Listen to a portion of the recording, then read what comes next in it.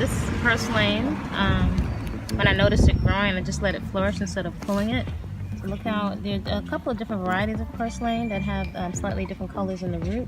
But this one, once I let it grow, it just went wild. So that's why some people consider it, or it's considered a weed, because it's one of those things that can grow and take over all the different things in your garden. But I'm gonna let it grow because I used to pay for this at the food co-op, and this is an example of a wild crafted weed, or one of those, like, you know, old school original plants that haven't been GMO'd inside of and totally manipulated inside of a laboratory.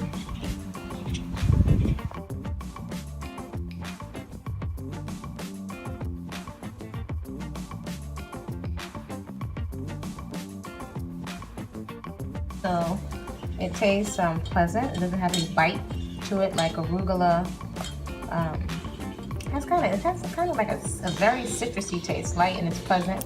The texture, and when you bite into it, we now know that many things that people call weeds are wild crafted herbs, meaning that there's still, you can find them in the wild, and quite often they can have as much, if not more, nutrients and things now that we're calling organic, because they haven't been so GMO'd and mutated in laboratory. So this is interesting. There's several flowers in the garden that at different times of the day, I noticed at least 4 different flowers, they open and close. So this actually has a yellow flower on it that's not open right now. So I just rinsed some of it, and I made a wash of just some diluted local vinegar. Not the cheap vinegar from the store, but some organic vinegar, and made a wash and cleansed it several times. One of the wonderful things about Purslane, it kind of has like a little bit of a citrusy taste to it, but it has a lot of omega-3s. So it's an essential fat that we need for the brain. The body needs a balance of omega-3s and 6s, and often people that don't eat, choose not to eat animal flesh. And all people want to be concerned about the proper fats that the body gets that the body cannot produce. So the body should have a balance of omega-3s and 6s. Quite often people will try to get omega-3s from flax seeds.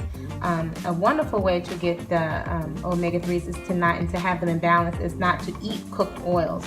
So even for many vegetarians and vegans, that's going to be a big thing, because for so many of us are used to cooking oil or using oil to make a gravy, because we like the taste of fat. But there's a way to take fat in an ideal way, or the most beneficial way, and there are ways to balance it out. But in any event, in the plant kingdom, you'll find fats in conjunction with the rest of their nutrients, right, in a package with carbohydrates, and also with water. So it's not 100% fat like an oil.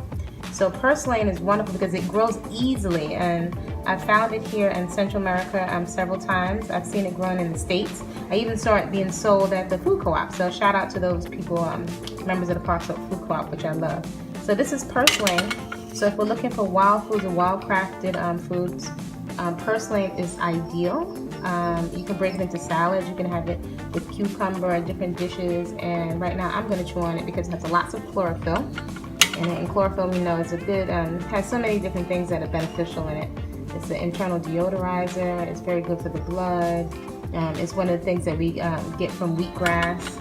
But this is Purslane, Purslane.